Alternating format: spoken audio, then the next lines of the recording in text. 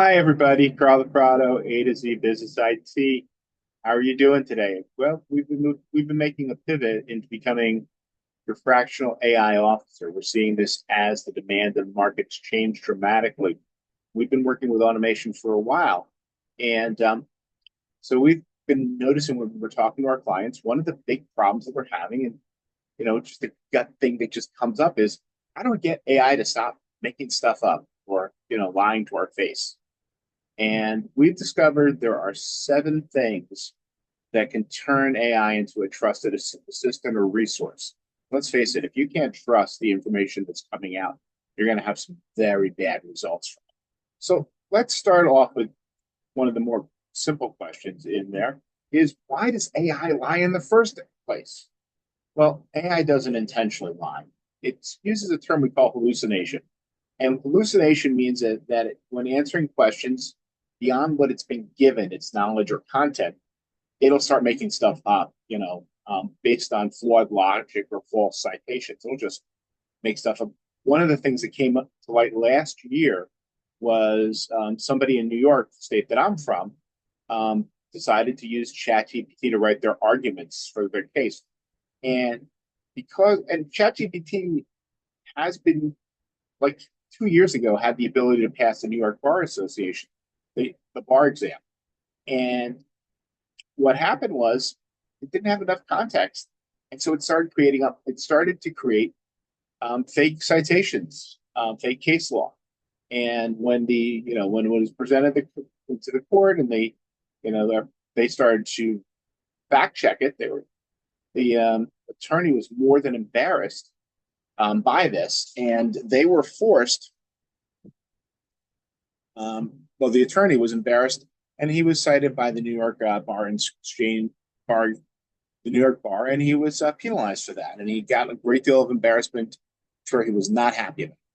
So what happens is it predicts language. That's what AI is. It's a language predictor. We played this game since we were little kids, where we would listen to somebody else who was talking to us, and we'd shadow them and anticipate their words. And ChatGPT is just the champion of doing that. It knows that. But it's really trained to predict the language than facts. It doesn't really care about them. It basically focuses on what could be over what's accurate.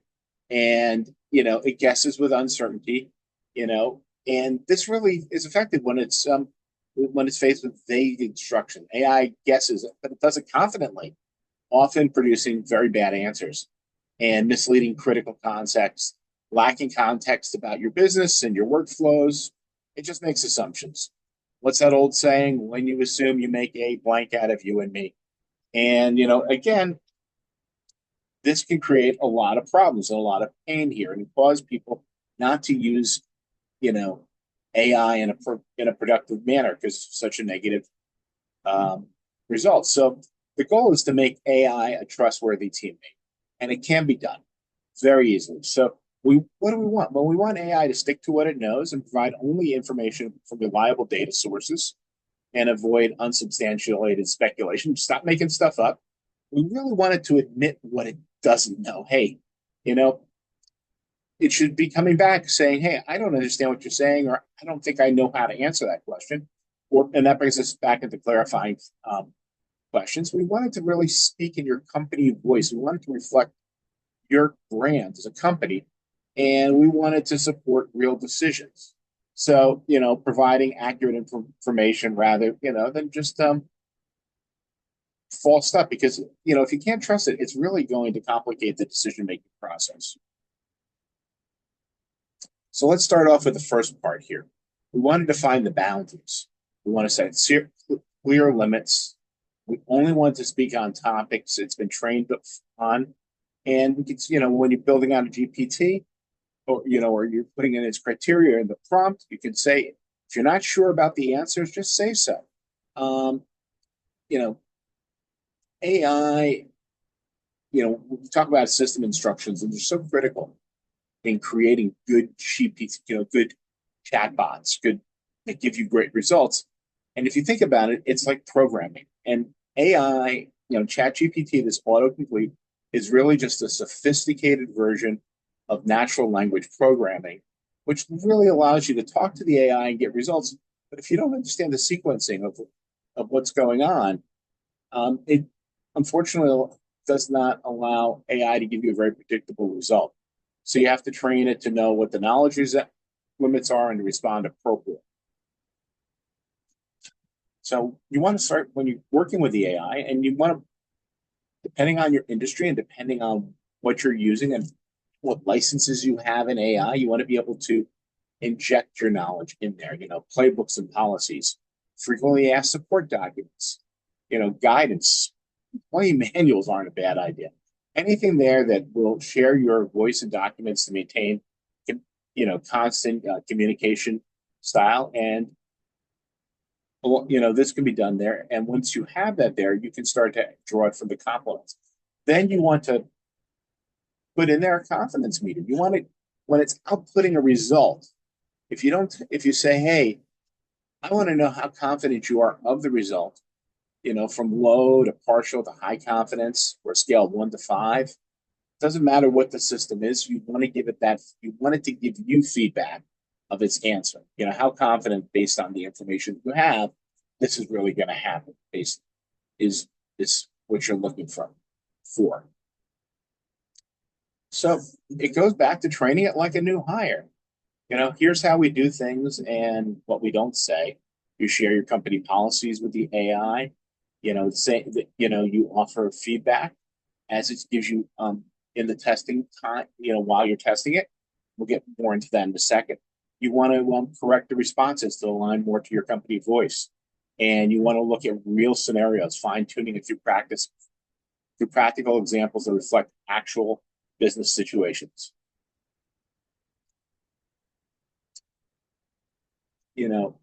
And then what you're talking about while you're building your prompts and your GPTs is you want to, add system guardrails in there.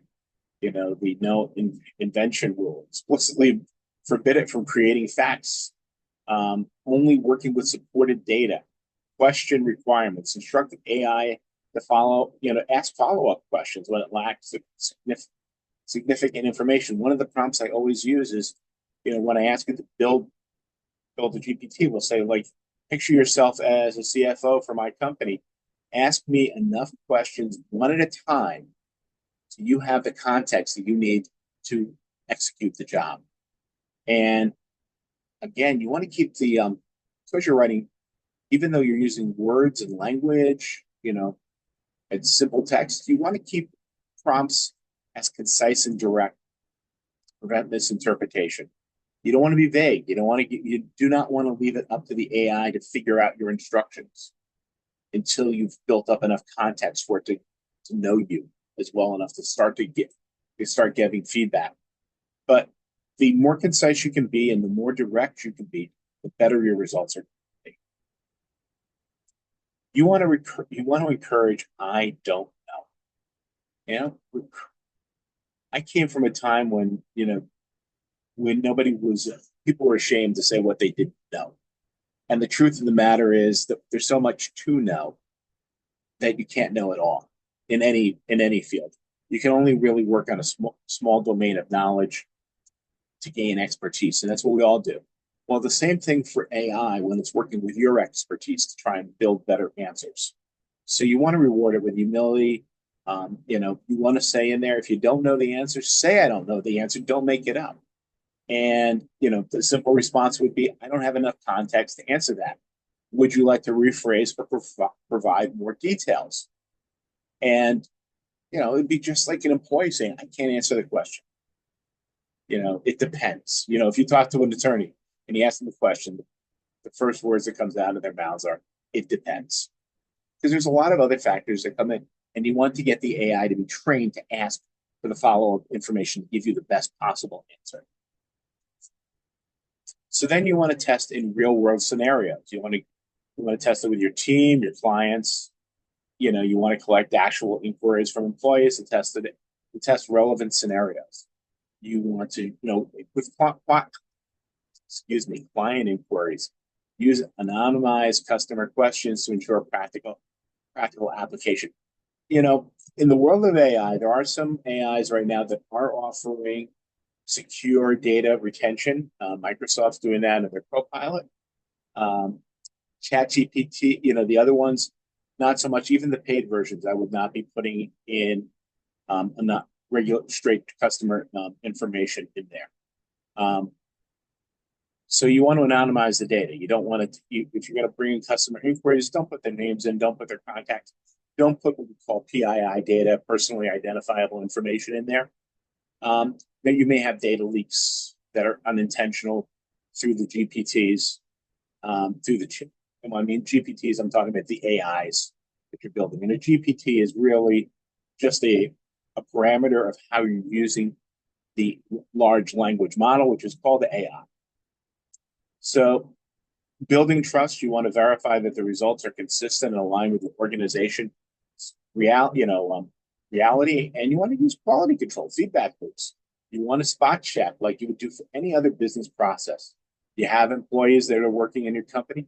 You want to check them. You want to do audits. This is kind of what you need to do in a process. Yes, AI is going to save you some work, but it still requires some work to do that. So what AI won't do is, you know, what AI won't do is put you on the beach retired. What AI probably will do is increase what your clients can expect from you on a regular basis. Because you'll be that higher above people who don't use AI. So we're talking about adding guardrails in the system prompt. So system prompt, we've talked about this. It's how we're instructing the AI to give us that information. So we never wanted to invent facts. We wanted, again, to ask follow-up questions till it gets enough context to answer it. And we want to keep those instructions precise. And then,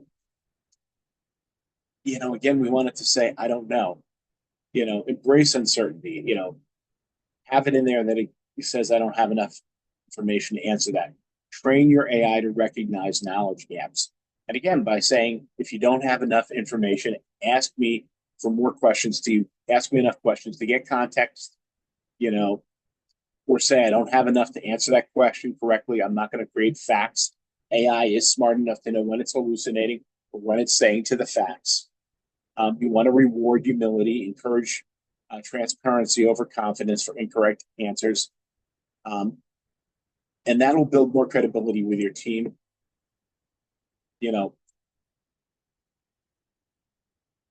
And you can also, when it gives you an answer, you can say, do you want to rephrase or clarify that? Training your AI to suggest new steps when facing knowledge limitations. Again, you're having a conversation. That's the beauty of AI, is you don't have to learn computer code or skills to go back and do these programming loops that you would do as a programmer. So you're just asking a question to get this feedback in. So that goes back into the real world testing, team questions, using real, questions from your team to test the AI with relevant scenarios. Anything else you do product like testing, spot check your AI system, systematically like a product. If you're going to be putting in a production, it needs to be checked on a regular basis. And trust naturally builds when the AI results are consistently, aligned with your organization. When you're getting consistent results from the questions you get there, you can start to lean in and trust AI even more. So what are the next steps for your organization? Well, you want to audit, current AI use, existing pain points, by the way, and hallucination issues. By the way, if you yourself, as Mr. or Mrs. Business owner, say, well, I don't use AI in my business, I can guarantee you your staff is. It's just too prevalent. It's there. So if you're not starting to look at what they're using, I guarantee you that they're already starting to use AI in their work to try and create shortcuts and to create more effective tools. So you want to create a policy that wraps that when we say an audit, not just figure out what the current AI uses are, but how are people already in your organization using AI? You may find out that some of them are doing some brilliant things, and you may find out that some of the people are doing things you just don't want them to do. And from that, you're going to implement strategies. And you're going to apply the 7 methods that we've already specified here, and you're going to monitor the results. So, this is a little bonus, phrase for your system from your for your system messages.